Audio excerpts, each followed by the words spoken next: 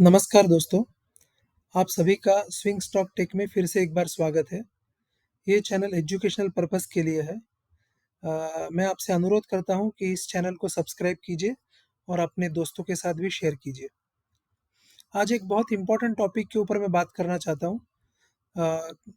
सेबी का एक last month में रिपोर्ट आया है, जिसमें सेबी कह रही है कि 10 में से 9 लोग एफ एंड ओ सेक्शन यानी फ्यूचर एंड ऑप्शन सेगमेंट में लॉसेस करते हैं और ये लॉसेस जो है ये अप टू 1.25 लैक्स में हो सकते हैं। ओके, तो हमें किसी भी सेगमेंट में ट्रेड करने से पहले हमें ये ज़रूर देखना चाहिए कि उसके फ़ायदे क्या है, उसके नुकसान क्या है और उसको एक अच्छी तरह से सीखना चाहिए। इसीलिए क्योंकि मार्केट में हर एक का व्यू अलग-अलग हो सकता है। किसी का स्पेसिफिक स्टॉक में बाय का व्यू हो सकता है, किसी का सेल का व्यू हो सकता है। लेकिन हमको ये देखना है कि हम लोग ये 9 में से जो 9 लोग लॉस कर रहे हैं, ये 9 लोगों में से हमारा नंबर नहीं होना चाहिए। तो इसीलिए हमको अ, स्टॉक्स को या इंडेक्स को जब भी एनालिसिस करते हैं, तब उसको अच्छी तरह से एनालाइज़ करना चाहिए।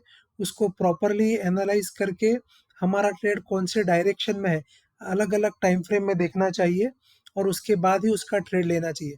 हमें हैफ़ेज़र्डली कोई भी ट्रेड अच्छा लगता है, उस हिसाब से ट्रेड नहीं लेना चाहिए। हमको अलग-अलग टाइम फ्रेम में स्टॉक को देख के, प्राइस एक्शन के साथ उसको मैच करके और बाद में जैसे ही हम लोग ट्रेड लेते, इमीडिएटली स्टॉप लॉस लगाना ज़रूरी है। क्योंकि हमारा एक स्पेसिफिक व्यू है, लेकिन मार्केट का डायनामिक्स अगर चेंज होता है, तो हमारा व्यू इमीडिएटली गलत हो सकता है। तो ये बहुत ही ज़रूरी है कि हमको एक प्रॉपर स्टॉप लॉस लगाना चाहिए, जिसकी वजह से हमारा लॉस बहुत ही कम हो। और अगर हम स्टॉप लॉस लगाते हैं और जभी भी हम लोग फ़ायदे में आते हैं, तो हमारे स्टॉप लॉस को ट्रेल करते जाना चाहिए। ऊपर की तरफ या नीचे की तरफ ट्रेल करना चाहिए, जिससे हमारा प्रॉफ़िट तो प्रोटेक्ट हो और लॉस भी कम से कम हो, अगर लॉस हो तो। मैं आपको एक एग्ज़ाम्पल बताना चाहता हूँ आज। ये है जुबिलेंट फूड का चार्ट। ओके, तो ये मैं सिर्फ प्राइस एक्शन के बेसिस के ऊपर बात करूँगा इस स्टॉक के लिए। तो आप इस स्टॉक को अगर देखेंगे, सॉरी, अगर आप इस स्टॉक को देखेंगे, जुबिलेंट फूड को, तो ये बहुत ही अच्छी तरीके से मीन्स अप्रैल से आप देखेंगे तो एक अच्छे अपस्ट्रिंग में था। लेकिन उसके बाद फिर ये डाउन स्विंग में आया, फिर ये वापस अप स्विंग में गया, फिर वापस अभी डाउन स्विंग में है। तो हम इसको अगर प्राइस एक्शन के हिसाब से देखेंगे, तो ये अक्टूबर के आसपास इसने एक बड़ा सा रेड कैंडल बनाया था यहाँ पे।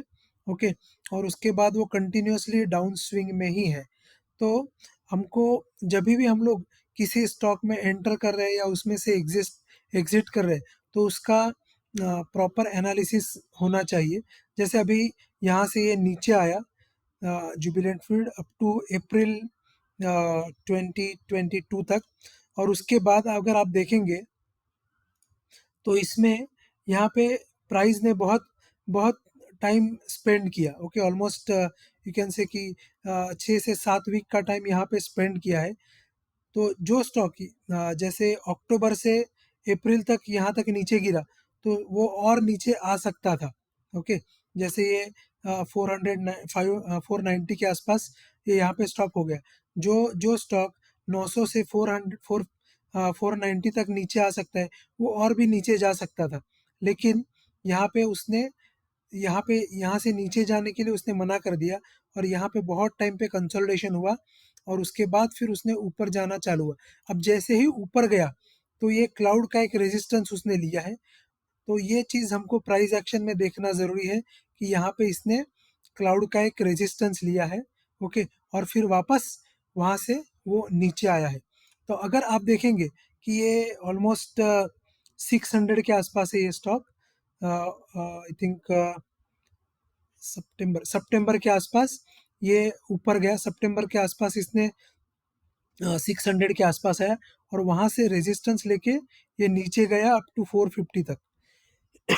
तो यहाँ तक नीचे जाने के बाद वो और भी नीचे जा सकता था, लेकिन यहाँ पे कोई ना कोई बायर बैठा हुआ है तो हमको अब यहाँ पे अच्छा सा एक कंसोलिडेशन होगा, तो उसके बाद ये ऊपर जाने का अच्छा कैंडिडेट हो सकता है। अगर हम इसको इसके मंथली चार्ट में अगर इसको देखेंगे,